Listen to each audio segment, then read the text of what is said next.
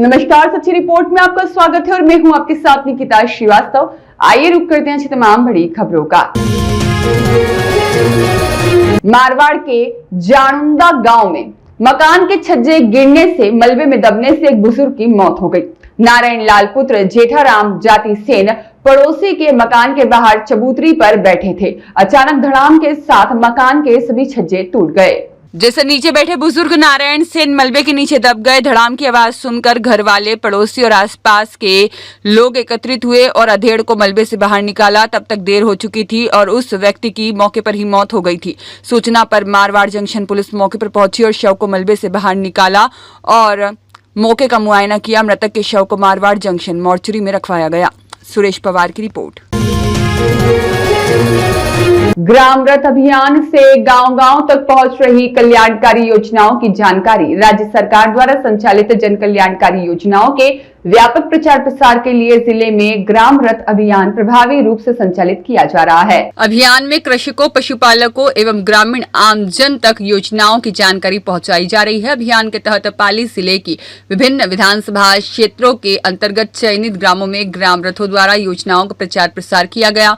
राज्य सरकार की प्रमुख योजनाओं, उपलब्धियों और उनसे प्राप्त होने वाले लाभों की जानकारी प्रदान की गई, जिससे आमजन में योजनाओं के प्रति जागरूकता बढ़ी। आज पाली विधानसभा क्षेत्र के बेठू, चाटेलाव और गढ़वाड़ा, मांडावास और सुमेरपुर में दुजाना, सिंदरू, सांडेरा, देवतरा, बाली में कुरण, कोयलवाब और नाडिया, उपला, भीमाड़ा, मारवाड़ जंक्शन में जोजावर, बासोर, बासी, जोजावर और धनला, सोजत विधानसभा क्षेत्र में पीलावास और रेबडावास गांव में ग्राम रथ अभियान के माध्यम से ग्रामीण जनों को योजनाओं और उपलब्धियों की जानकारी मोबाइल वैन के माध्यम से उपलब्ध कराई गई।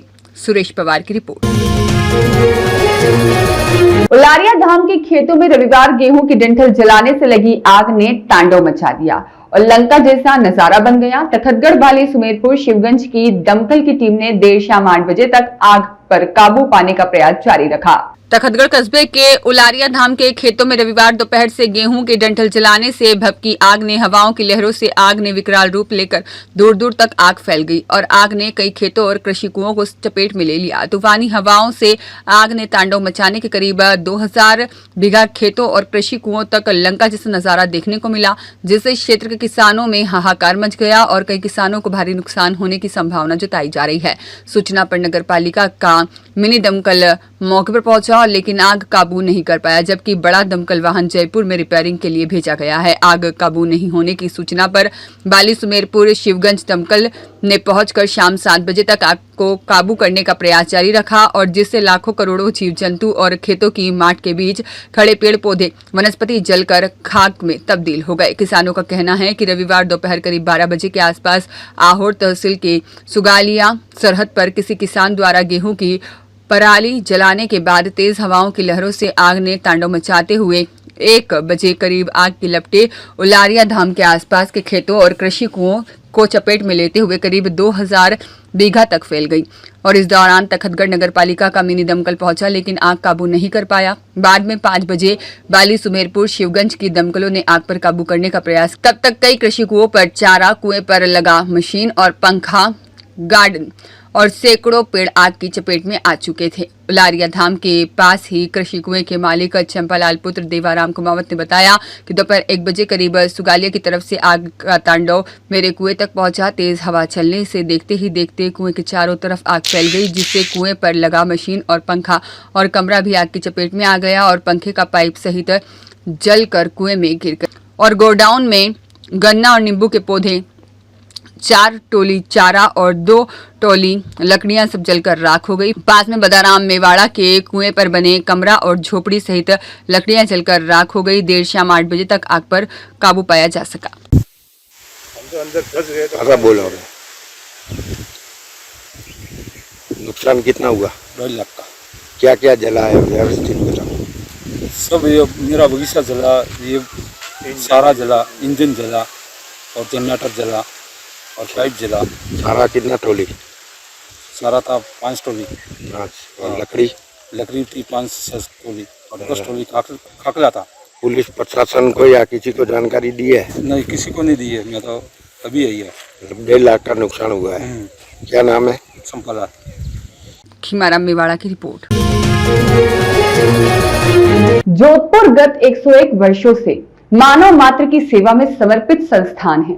मंडल द्वारा 1 मई को अपना 103वां स्थापना दिवस मनाते हुए मारवाड़ का कुंभ कहे जाने वाले भोगी शेल परिक्रमा यात्रा आयोजन के शताब्दी वर्ष का शुभारंभ होटल घूमर जोधपुर में किया गया। इस अवसर पर सेवा कार्यों में उत्कृष्ट योगदान देने वाले कार्यकर्ताओं को सेवा सम्मान अलंकरण से सम्मानित किया गया। मंडल के प्रधानमंत्री विष्णु चंद्र प्रजापत ने बताया कि समारोह में डॉक्टर राम प्रसाद महाराज, महंत प्रकाशपुरी महाराज, पूर्व सांसद नारायण लाल पंचारिया मुख्य अतिथि के रूप में उपस्थित रहे। कार्यक्रम की अध्यक्षता महेश कुमार जाजड़ा ने की, जबकि नरेश जाजड़ा संयोजक के रूप में कार्यक्रम का संचालन किया।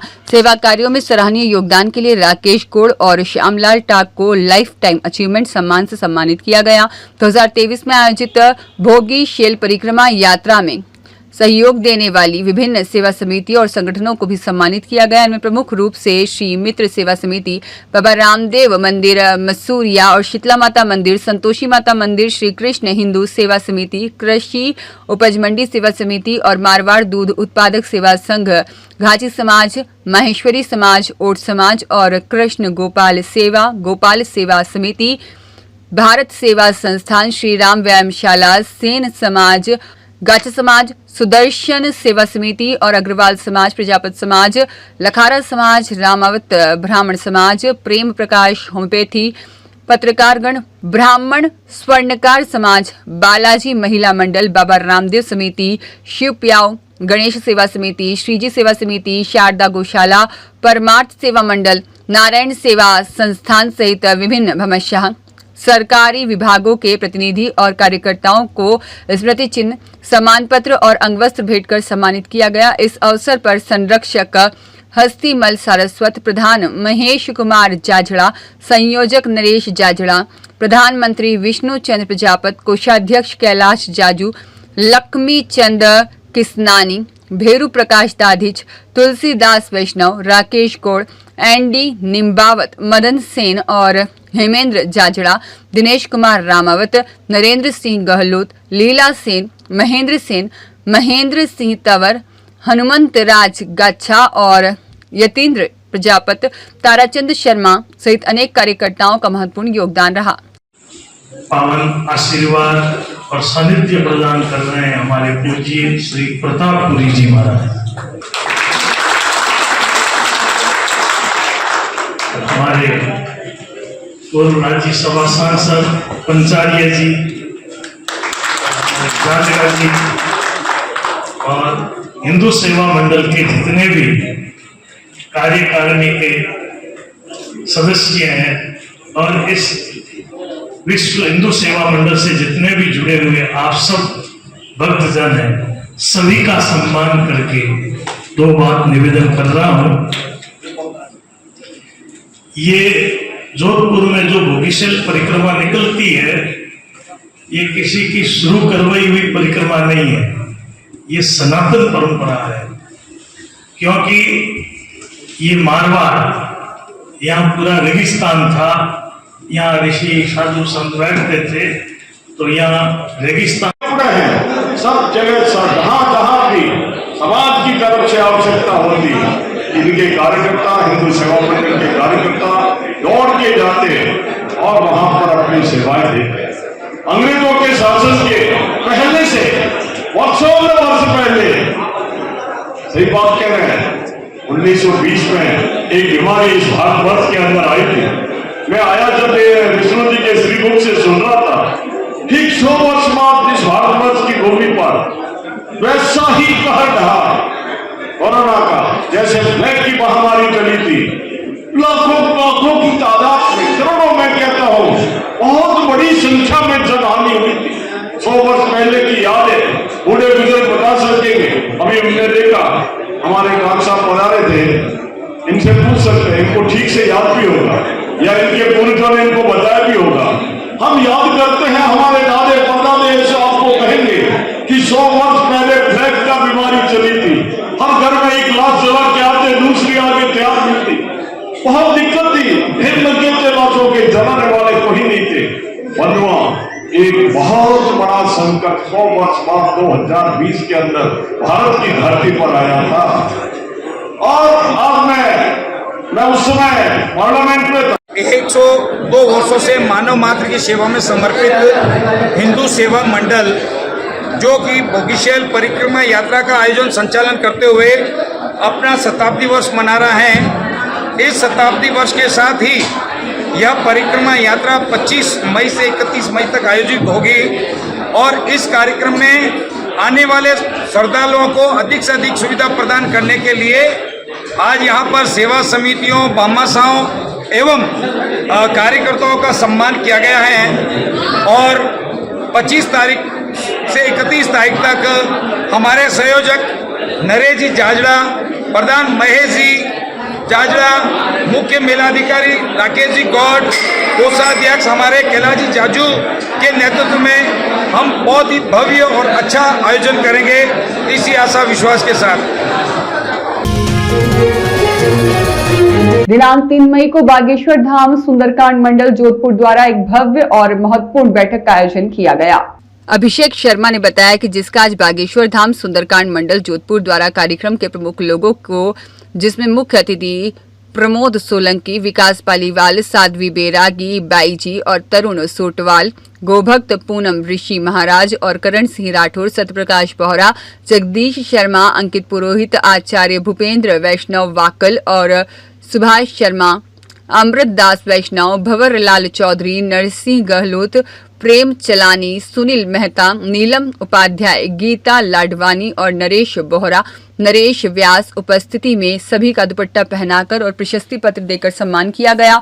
पुराना हाईकोर्ट के पास घुमर होटल में आयोजित कार्यक्रम किया गया। इस बैठक में कर समिति से जोधपुर अध्यक्ष के रूप में अभिषेक शर्मा को अध्यक्ष पद पर और ओम प्रकाश लखारा को उपाध्यक्ष पद पर, बागेश्वर धाम सुंदरकांड मंडली जोधपुर के पद संभालने पर बहुत बहुत बधाइयां। भविष्य में जोधपुर में होने वाले कार्यक्रमों में जैसे सुंदरकांड, हनुमान चालीसा, वृक्षारोपण, गौ सेवा, इन कार्यों के लिए अभिषेक शर्मा को अध्यक्ष पद दिया गया है और आगामी 13 जून 2026 को जोधपुर की कार्यकारिणी घोषित करने का निर्णय लिया गया और सुंदरकांड पाठ करने की घोषणा की गई। कार्यक्रम में सभी मीडिया कर्मियों का भी सम्मान किया गया। बैठक का मुख्य उद्देश्य हिंदू समाज को एकजुट और संगठित करना, धार्मिक और सामाजिक जागरूकता को बढ़ावा देना, युवाओं को सनातन संस्कृति से जोड़ना, मंडल विस्तार और संगठन को मजबूत बनाना विशेष रहा।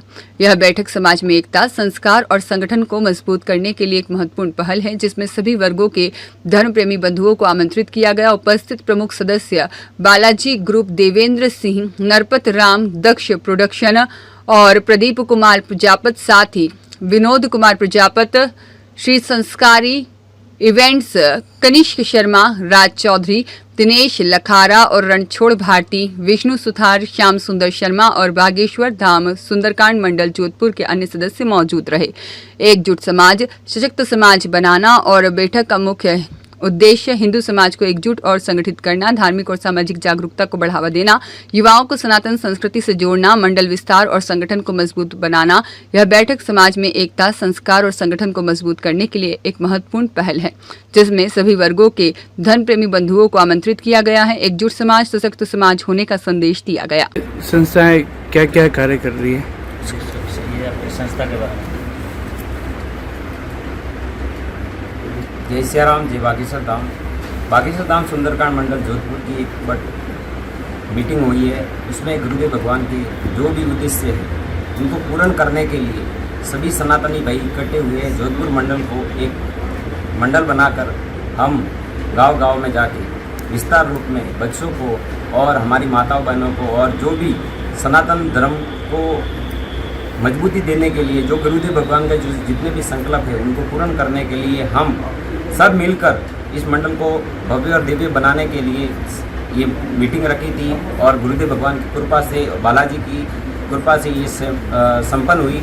और बालाजी और बागेश्वर बालाजी और गुरुदेव भगवान जो बद्रीनाथ पधार रहे हैं, जो साधना के लिए 1 महीने के लिए पधार रहे हैं, तो मैंने भी एक प्रण लिया है कि जब तक साधना गुरुदेव भगवान संपन्न करके पधारे तब तक मैं भोजन प्रसादी नहीं ग्रहण करूँगा। भक्तों के द्वारा सत्संग या हनुमान चालीसा पाठ करवा के मुझे जो भी दूध ग्रहण करवाएगा तो सिर्फ 2 दिन में 2 टाइम भोजन दूध ग्रहण करूँगा, उसके अलावा मैं कुछ नहीं करूँगा। गुरुदेव भगवान का दर्शन करके फिर मैं दूध ग्रहण करूँगा, और भी वो भी हनुमान चालीसा या सत्संग सुन के। ये सभी सनातनी भाइयों, आज जो प्रोग्राम हुआ है उसके बारे में। जय बागेश्वर धाम, जय बागेश्वर बालाजी महाराज की जय। मैं समस्त जोधपुर के क्षेत्रवासियों से मीडिया कर्मी के देखते हुए जन सूचना के आधार पर 3 मई 2026 आज रविवार को हमने बागेश्वर धाम सेवा समिति केंद्रीय के तत्वाधान में जोधपुर समिति का गठन करने जा रहे हैं, और उसके निमित्त ही हमने आज यहाँ पर संस्था के सभी कार्य सदस्यों को और माननीय जो हमारे अतिथि थे उन सबको बुलाया, और इस समिति के माध्यम से आने वाले कुछ महीनों में हम कुछ सांस्कृतिक प्रोग्राम करने वाले हैं, जिसमें सुंदरकांड के पाठ, हनुमान चालीसा, गो वंश के लिए कुछ रोजगार किया जाएगा, छोटी बच्चों के लिए उनकी शादियों की बात की जाएगी, साथ साथ गो रक्षा जो हमारा मुख्य उद्देश्य है उसको भी हम करेंगे, और सनातन धर्म को जागृत रखते हुए इन सभी कार्यों को सबको साथ लेते हुए, संस्था के सदस्यों को लेते हुए और अतिथियों को बुलाते हुए हमने इस कार्य को पूर्ण रूप से बहुत ही अच्छे ढंग से संचालन करते हुए पूर्ण किया। इसके मैं सभी संस्थाओं के पदाधिकारियों को बहुत बहुत धन्यवाद देता हूं, और अग्रिम कार्य की जो प्रणाली है उसको भी हम बैठ के चर्चा करेंगे।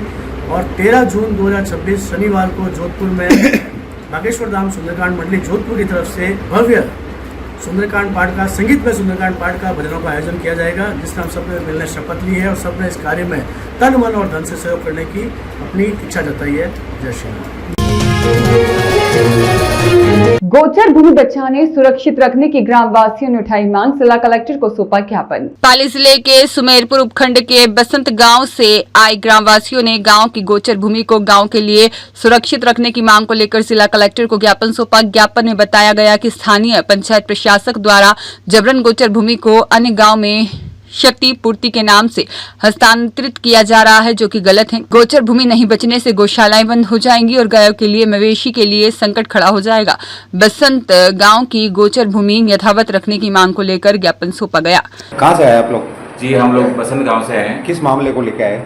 जी, हमारे गोचर को क्षतिपूर्ति के तहत दूसरे गांव में परिवर्तित किया जा रहा है, उसके ऊपर हमें आपत्ति है, जिससे हमारे जितने भी पशुधन है वो खत्म हो जाएंगे, हमारी गौशालाएँ खत्म हो जाएगी, चरागाह खत्म हो जाएंगे, और सबसे छोटी हमारी गोचर भूमि है।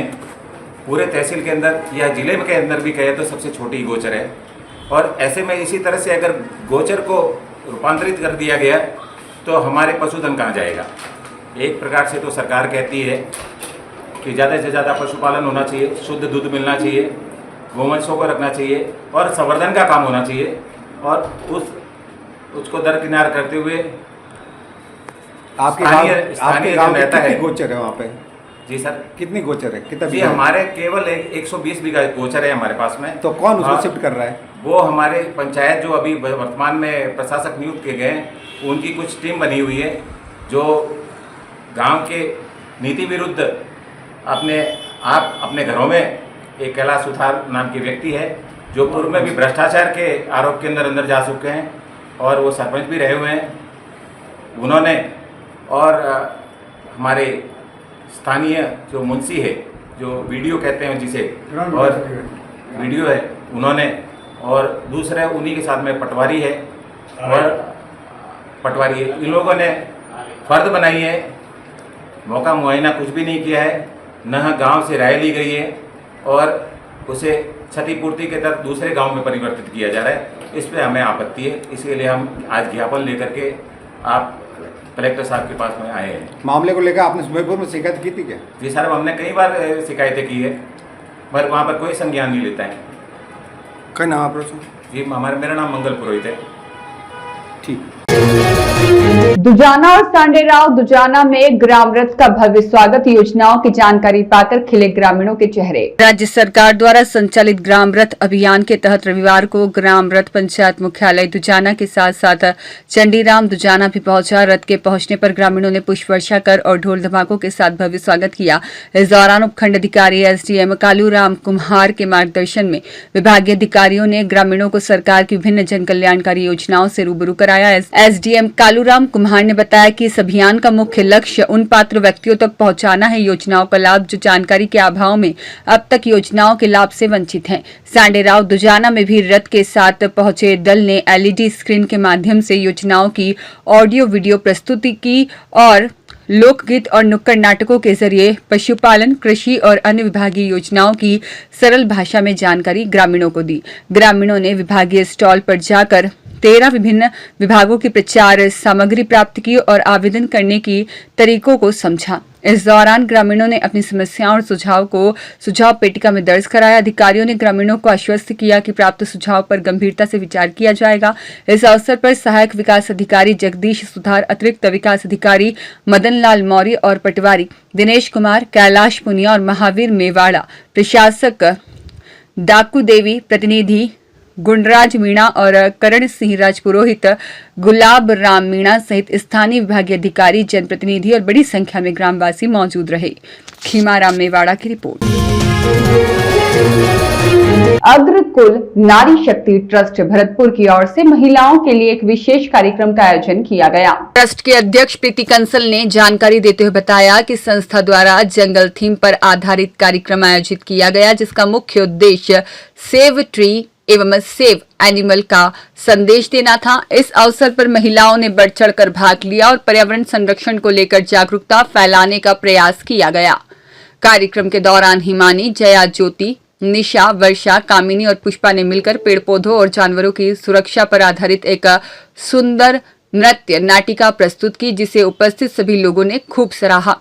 संस्था के सचिव दीप्ति अग्रवाल ने बताया कि इस नृत्य नाटिका के माध्यम से गाय सहित विभिन्न पशु पक्षियों और पेड़ों के संरक्षण का संदेश दिया गया। वहीं श्वेता, ज्योति, नीतू और आरती द्वारा योग पर आधारित एक विशेष नृत्य प्रस्तुत किया गया, जिस पेड़ की विभिन्न अवस्थाओं के माध्यम से यह दर्शाया गया कि स्वस्थ जीवन के लिए योग कितना आवश्यक है। कार्यक्रम की संयोजिका रिमझिम अग्रवाल और सीमा गर्ग द्वारा सभी सदस्यों के लिए विभिन्न खेलों का आयोजन भी किया गया और दोनों ने संयुक्त रूप से एक आकर्षक नृत्य प्रस्तुति दी। खेलों में आरती, पायल गोयल और डोली विजेता रही। कार्यक्रम में निशा गोयल, अलका, तरुणा, रश्मि, प्रज्ञा, सोनल, मीनू, ममता, कविता, सुनीता, ज्योति, आशी, हेमा, प्रियांशी, निमिषा, सुषमा और जॉली, प्रीति, रचना इत्यादि मौजूद रहे। रामेश्वर फोस्टार की रिपोर्ट। पचपदरा रिफाइनरी में उद्घाटन से एक दिन पहले 20 अप्रैल को लगी भीषण आग ने लाखों लोगों की उम्मीदों पर पानी फेर दिया था, लेकिन अब राहत भरी खबर सामने आई है। राज्य के मुख्य सचिव वी श्रीनिवास ने स्पष्ट किया कि रिफाइनरी को बहुत लिमिटेड नुकसान पहुंचा और मरम्मत का काम तेजी से चल रहा है। L&D के 450 कर्मचारी HPCL की निगरानी में दिन रात जुटे हैं और मुख्य सचिव ने उम्मीद जताई कि मई के तीसरे सप्ताह तक सारा डैमेज वर्क पूरा कर वापस ट्रायल परीक्षण शुरू किया जा सकेगा और घटना के कारणों की जांच HPCL द्वारा की जा रही है। जोधपुर आए राज्य के मुख्य सचिव वी श्रीनिवास ने शनिवार को सर्किट हाउस में पत्रकारों को बताया कि पचपदरा रिफाइनरी में नुकसान सुधारने का काम शुरू हो गया है। नुकसान सीमित है और जिसका काम शुरू हो गया है। उम्मीद है कि रिफाइनरी जल्द ही शुरू हो जाएगी। इसके लिए अभी HPCL के सुपरविजन में काम शुरू हो गया है और L&D के 450 कर्मचारी इस काम में लगे हुए हैं। बहुत सीमित डैमेज वर्क है। उम्मीद है कि मई के तीसरे हफ्ते से इस काम को पूरा कर शुरू कर दिया जाएगा। मुख्य सचिव ने बताया कि घटना के कारणों को लेकर HPCL की जांच चल रही है। उन्होंने कहा कि प्रधानमंत्री की देश में अधिकतम शासन और न्यूनतम सरकार की सोच को राजस्थान में साकार करने के लिए राजस्थान सरकार और जोधपुर IIT के साथ जुड़ रही है और इसके तहत हर विभाग और नागरिक को डिजिटली ट्रांसफर करने के लिए नीतिगत विचार विमर्श हुआ और मुख्य सचिव ने बताया कि यह पहल बहुत अच्छी है।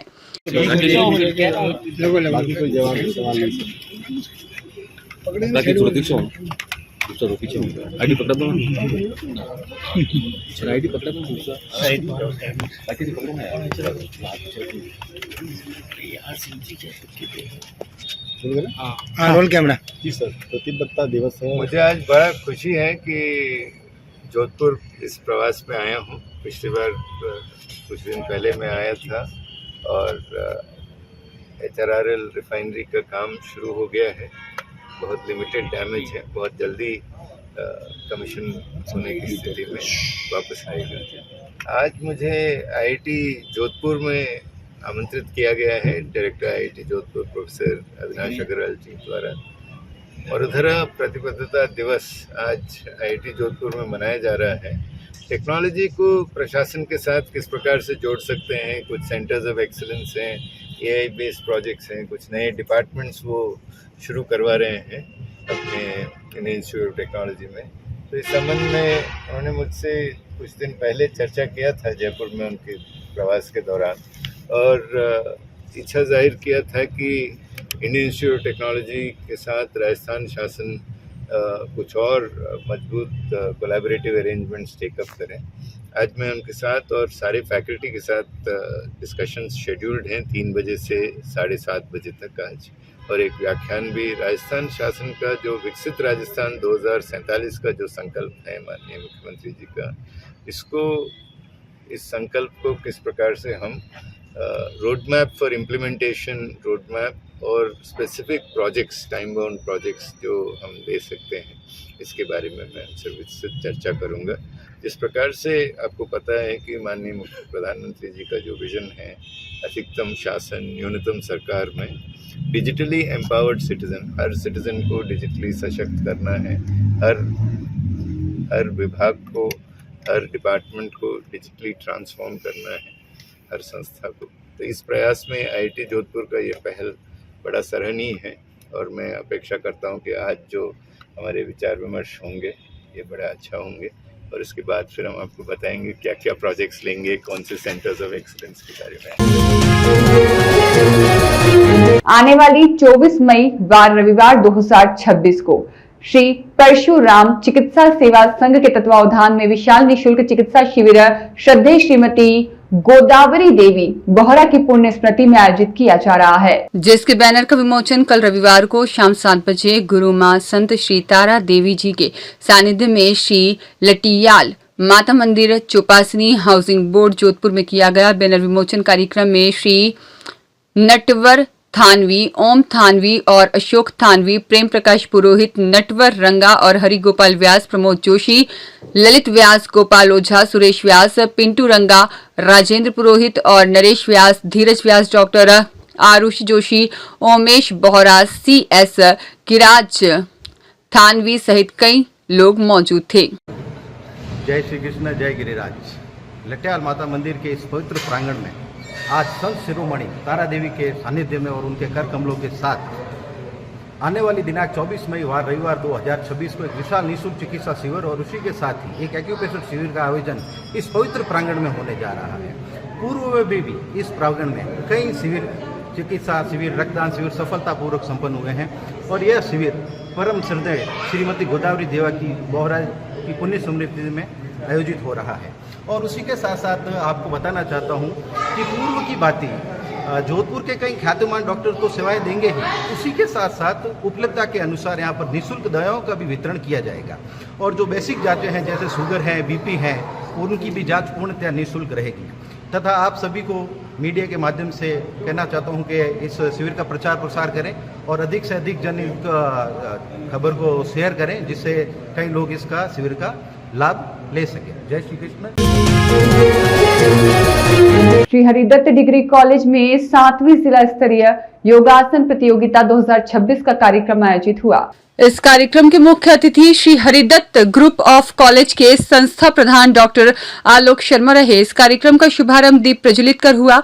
डॉक्टर आलोक शर्मा ने बताया कि प्रतियोगिता के दौरान विभिन्न आयु वर्ग के प्रतिभागियों ने अपने अद्वितीय आसनों के माध्यम से शरीर के जैव यांत्रिकी और मानसिक स्थिरता का उत्कृष्ट प्रदर्शन किया। कई प्रस्तुतियों में प्राणायाम एवं ध्यान तकनीकों के माध्यम से मानसिक तनाव को नियंत्रित करने और हार्मोनल संतुलन बनाए रखने के प्रभाव भी स्पष्ट रूप से परिलक्षित हुए। शर्मा ने बताया कि योग केवल अभ्यास नहीं बल्कि शरीर, मन और आत्मा के बीच चिकित्सकीय संतुलन स्थापित करने की एक दिव्य प्रक्रिया है। उत्कृष्ट प्रदर्शन करने वाले प्रतिभागियों को स्वर्ण, रजत और कांस्य पदकों से सम्मानित किया गया, जिससे युवा प्रतिभाओं को प्रोत्साहन मिला।